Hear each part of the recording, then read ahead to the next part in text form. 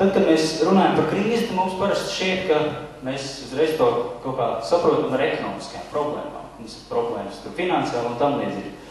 Bet vai nu tā īsti ir, ka globālā krīze šobrīd pasaulē ir tikai ekonomikā? Vai gadījumā nav tā, ka gadu no gada visā pasaulē arī ar to drošību paliek ar viens sliktāk? Sastāv 20% no krīzes. Lūk, tā kā, precīzi arī tātad krīze nav tikai ekonomikas jautājums.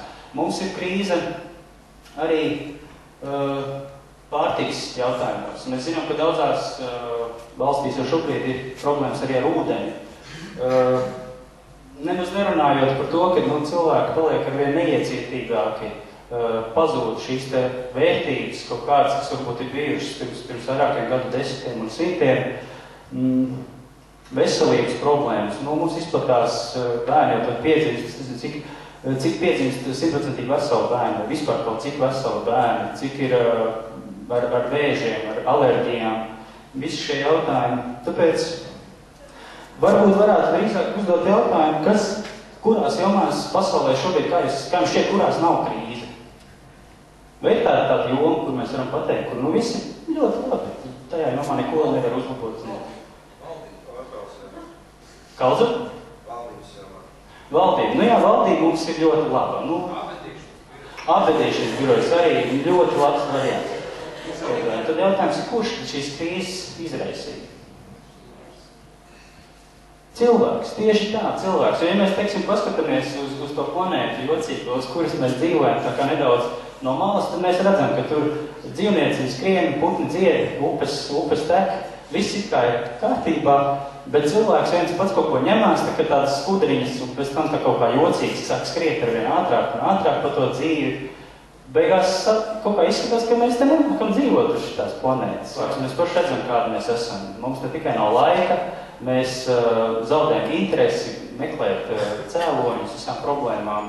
Mēs esam noguruši, sautīgi un tam līdzīgi. Tātad tas cilvēks faktiski beigās tikai pērk, patērē, un ar to arī faktiski tas āvēs ritenis tikai sāk griezties ātrāk, un kaut kur iespējams viņš var vienā brīdī var apstāties, atdurties kaut ko. Bet tad jautājums ir, kāpēc viņš tāds izaug, tas cilvēks?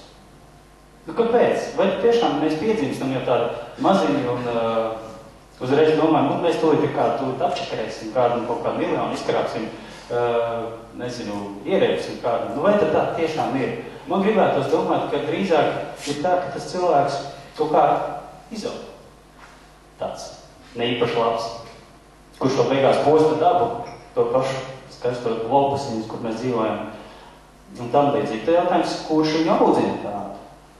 Vecāki, skola, vainīgi, vai vide, vai kaimiņu puikas, televizors vainīgs. Kurš pie tā vainīgs? Varbūt visi. Visi kopā, un beigās mēs... Kaudzam? Citi ir vainīgi. Pieauguši ir vainīgi, es tā domāju. Pieauguši ir vainīgi noteikti. Tad tas maziņais ņem un izaug par pieaugušo, un tā es briesmu lietas. Tā kaut kā sanāk. Pavisam īsi ieskicējuši, ar ko tad, manuprāt, pašreizējā krīze atšķiras no iepriekšējām. Kā jums šķiet? Jo daudziem ir uzskats, ka ir bijusi tur lielā depresija, un kāds tikai krīzes nav bijuši, kuras ir pēc tam atrisinājušās. Tur ar karu vai kaut kā tam līdzīgi. Mārtiņš pēc tam nedaudz sīkāk ieskicēs šos te jautājumus, bet, manuprāt, ir tomēr kaut kāds atšķirības. Dabas resursi, nafta, tiek tērēti neapdomīgi, un šis jautājums ir tas, kas, es nezinu, ka tā nafta beigsies, man liekas, tā īsti to neviens nezinu, bet uz to ir balstīts šobrīd mums ļoti daudz, kas pasaulē. Vēl ir jautājums, ko Mārtiņš zinās stāstīt, ir tas, ka pasaule ir centralizējusies, globalizējusies, ka faktiski šobrīd tiešām tam pieder vara, kam pieder nauda, pasaulē tā tas ir, un kam pieder nauda, mums atliek tikai tā padomā, kam tad īsti tā lielā nauda pieder. Un tad varbūt tiešām šis pašreizējais saimniekošanas ir ekonomikas modelis pasaulē sasniedz kaut kādas zināmas robežas. Un vēl ir tas, ka kāds interesants aspekts, ko es arī saskatu, ir tas, ka tehnoloģiska attīstība ir gājis tik strauji uz priekšu, ka roboti faktiski var izdarīt ļoti daudz cilvēku vietā. Mēs tur redzam, ka tagad automašīnas, tur lielie General Motors, Japānā, tur Toyota, kas tur ir saražojuši tik daudz mašīnas, ka mums viņas nevajag vairāk. Mēs nevaram braukt vienlaicīgi ar 3 mašīnām. Vispār pasaulē ir saražots tik daudz visādi Pokemoni, visādi ķēmi, kas mums vienkārši nav vajadzīgi.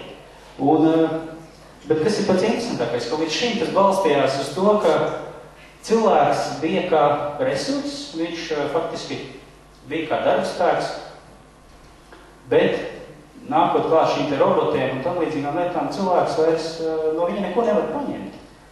Viņš nav vajadzīgs, tāpēc, ka, ko viņš dod, ko mēs tādi patērētāji varam reāli šeit pasaulē dot, ja mēs tikai tā esam auguši un tikai patērējam.